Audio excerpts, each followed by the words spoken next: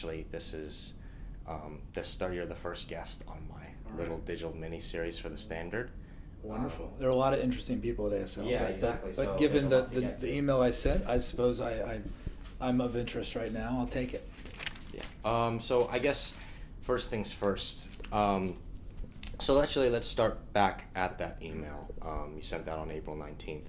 Yeah. Could you just, I guess, start off and walk through what it's like to sort of write in an email like that? Yeah. I think first of all, it was like, I think the timing of it was such. I was meeting with the peer leadership cohorts. There's both the current set of peer leaders, and then the newly elected kind of peer leaders that we had just selected. And we had a meeting. I think I sent it on I think we had a meeting Wednesday morning, and I knew that I wanted to tell them because I wanted them to know that A, I was leaving, but also B, that the experience, I would do everything I could so that the experience they thought they were signing up for as peer leaders next year they would get. And then also just to give them an out, that say for whatever reason, maybe you weren't sure, maybe you were 50-50 on actually signing up for peer leadership, and if for some reason, unlikely, but that my departure changed you, I wanted them to know that before they signed up for classes. So I knew I wanted to tell that group, and then it's a question of, well, is it worthwhile to tell everyone else? And I think because of my role and the different things that I have involvement in, I felt like it was worthwhile. But it was a little surreal to type and hit send. I've only worked at two different schools, one for 14 years and now ASL for 9 years. So it was a hard one to write. So you sent this email on April 19th. I want to take a step back even further. On March 24th, where we had an assembly. I knew you were going to say this. Before alternatives, right? And a lot of people, including myself, that thought that was going to be the place where you announced what you did in the email. So I guess at this moment, what goes on in your head when you're on that stage and you're talking about how you sort of learn to appreciate the little things in life and learn how to live life before you send us off to alternatives. Yeah, it's interesting. A few people have asked me about that, and to be completely transparent, the potential for the opportunity had been brought to my attention at that time. So I was aware that, like, wow, somebody did sort of informally offer me and Angela a position in Switzerland. And so it was in the back of my mind, forefront of my mind, that I could be going, but I didn't know for sure. We hadn't made up our mind, and we still had a lot to think of. And so I think when I wrote that speech, or whatever you want to call it, that was all real and from the heart and the way I felt. And it probably some of those things probably resonated with me in a different way because of where I was, and I maybe, like, subconsciously some of that stuff came out, but it wasn't. I absolutely did not know I was leaving when I read that. But I probably was in a different space where I could maybe be a bit more retrospective and reflective on some time. So maybe that kind of came through in that regard. But I have a few students did mention that to me right afterwards. We thought you were leaving. Yeah. In the back of my mind, I was like, oh, gosh, if I do leave, that would be awkward. So you mentioned earlier that you had been at ASL for nearly a decade now. Yeah. How would you describe the way that you have grown, not only as an educator, but as a person in that time frame? Some deep questions there. I think when I first got here, the idea that discipline would be such a big part of my job, or at least perceived as a big part of my job, I felt like I needed to be someone that maybe I wasn't a little bit. Maybe a bit more stiff or rigid, or ever so slightly taking on the persona of a disciplinarian, maybe.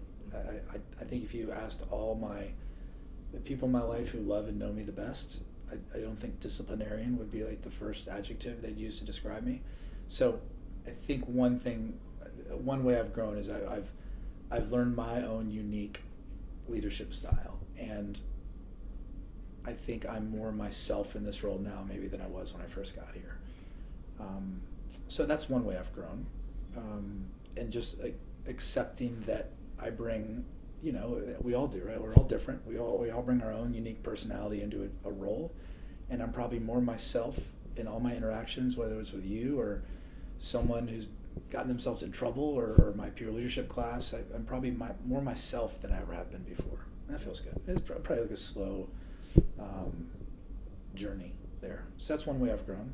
I think another way has been, I think I've always been humble, but I've definitely, you can't do this job and not gain a lot of humility and learn, and I guess within that learning that there's not one right way to do things, and that as much as I may approach a certain situation and think I'm doing it the way I think is right, not getting so defensive, which is hard for me sometimes, but knowing that there are other ways to approach something, and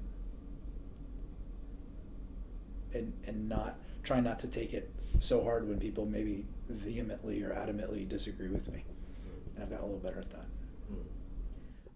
And so you sort of touched upon that point that disciplinarian was almost embedded into the job description, right? I actually want to read something from an interview you gave to The Standard back in 2014. The question was, what are your goals as a new member of the administration at ASL? And you answered, my goals as far as the students are concerned, is that everybody feels safe and welcome here, and because of that, they're able to get the best education they can. Do you think that has been accomplished from your standpoint, of course? And I think it's important, in terms of context's sake, to take into account the publicity that the school has gotten as of late, as well as the controversies both internally and externally, because I think that in telling the story, that's very important to take into context, right? Sure. Well, I mean, the short answer is no. It hasn't been, and I think like maybe another way to ask it is, have we made enough progress in my mind at doing it? I don't know. Maybe am I satisfied or proud of the progress we made? And I'm not sure. That has been a genuine goal of mine since I got here, and I think there's been some things I've done that have probably helped, and I'm sure there's things I've done that haven't helped so much. So the answer is no, but hopefully we've made progress. Yeah. And so I guess looking at the school environment as a whole. Yeah. Excuse me. I think it's safe to say that you're quite the divisive figure amongst the students. At least, I mean, if you look at anyone in power, you see all the news, people people criticizing President Biden and President Trump. So it's a given with the job description, right? Yeah. I guess I just want to pick your mind on what your role means to you, and how do you learn to embrace that role, and because I feel like at the beginning, right, in 2014, you step into this role, and people don't really consider you to be a figure who's a disciplinarian figure, right? Yeah. But ultimately, it is a part of the job description, right? And you can do what you want with that sort of aspect of the job. But how do you say you've embraced the way that fits into the role and the responsibility and all the baggage that comes with it? Yeah. So I think just viewing the discipline piece as not that different from any of the other pieces I do. I mean, it feels different to students, and I understand that they come with a little anxiety, but I don't judge students. I don't love them any more or less because they made a mistake, and I think sometimes if I don't bring that energy into a room or into a situation, then I think that the the situation can kind of sometimes feel a little different in a positive way. And I don't know if that makes any sense, but it just, mistakes are just learning opportunities. They're moments of growth, and I don't think I have to. I think like I alluded to earlier. I don't think you have to have some like stiff disciplinary like persona to handle a case or work with someone who's made a mistake. And I think when that kind of switch went off, and maybe it was a slow switch, it wasn't overnight, but I think when I finally realized that, it really added to my level of enjoyment in that part of the job. And yeah, I don't know if that makes sense, but Yeah, no, absolutely. Yeah. Anyway, Yeah. I'll bring it back to this year. Sure. It's been a historic year for the school. Would you say that? Especially just because I think given the fact that we've come out of COVID and the fact that things are pretty much back to normal at this point, we're obviously still feeling like the it. impact. It feels Yeah. like it. But I want to focus in on the rise in school spirit. Mhm. What would you say you would attribute that to? I think it's a lot of things. I do think that, I think in general, I think high school students, teenagers, adolescents want to belong. They want to be a part of something that's bigger than themselves. And I think maybe, just maybe, COVID reminded us of how special those communities are, and being able to celebrate and be silly and cheer and goof off and be together and all those different things. So I wonder if maybe there's just a little bit of that. We missed these basketball games. We missed going out to Cannons. We missed being able to spend the night at ASL one night on our junior or senior lock-in, whatever it is. So I think that probably played a pretty big part, and it could be wrong, but yeah, I think that's a big part of it. Yeah. So for the next question I want to ask you, the topic in itself is a little bit taboo, Right. but I feel that you can't talk about the successes of this year without at least acknowledging Barstool. Yeah. Right. Yeah. There's no prompt for this question. I just Sure. I just want to give you the opportunity to say what you will about Barstool, but I want to mention just because I feel like the story of this year, and everything with basketball, and the fact that students, I interviewed a few students for the Standard because I was taking pictures at games, and they were like, I've never seen the stands this full, right? Yeah. I was playing JJV basketball with Mr. Farmer, Yeah. and I was down in the blue gym in a game where Cobham came to ASL, and the varsity girls game was going on, and you could hear the rumbles and feel the rumbles in the floor, Yeah. right? And I think that so many people just attribute that to not only coming out of COVID and, like you said, wanting to, obviously the natural part of being a high schooler and being an adolescent, wanting to belong and Yeah. be energetic. Yeah. But a lot of people attribute that to Barstool's work, right?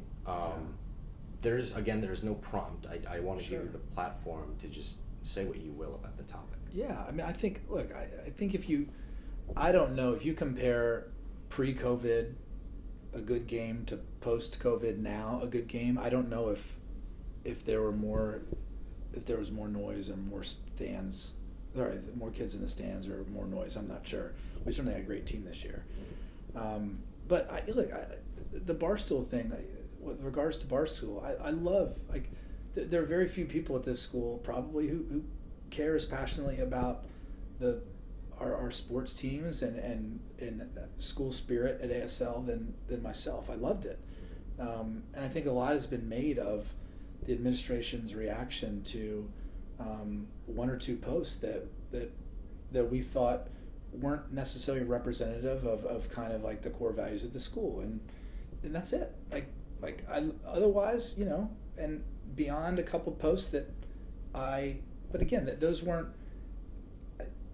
That was a student account, and the student had every right to kind of to do their thing, and I think it gets complicated when, you know, you're using ASL logos and things like that. And so I can understand why there was concern from different people, but ultimately if it raised school spirit, it was incredible. And as I told Gus, you know, there was a moment where I got off the plane coming back from Zurich to London with the ISST gold-winning boys basketball teams, and they were all crowded around their phones watching this incredible video that was on Barstool, that had been like put together really well, and I think it was like a highlight reel type thing, and they loved it. And I think it was eye-opening and good for me to see like how much that meant to them. And as someone who didn't really grow up on social media, I probably didn't appreciate that as much. But I've got no beef with Barstool. Like I think cheering and school spirit is huge. I'm probably a little old school when I come from the, you know, I think at the high school level, like my mantra is you sort of cheer for us, not against them. I think when you get to college and you know, get a little older and you get these multi-billion-dollar sports industries, then a little that goes out the window. But that's my own personal opinion, and I think that's something that's shared probably by other members of the administration, especially when we're dealing with other schools. But I've got no issue with Barstool. I think it's great, and I think it's great that the kids love it and that it increased school spirit. I truly feel that way.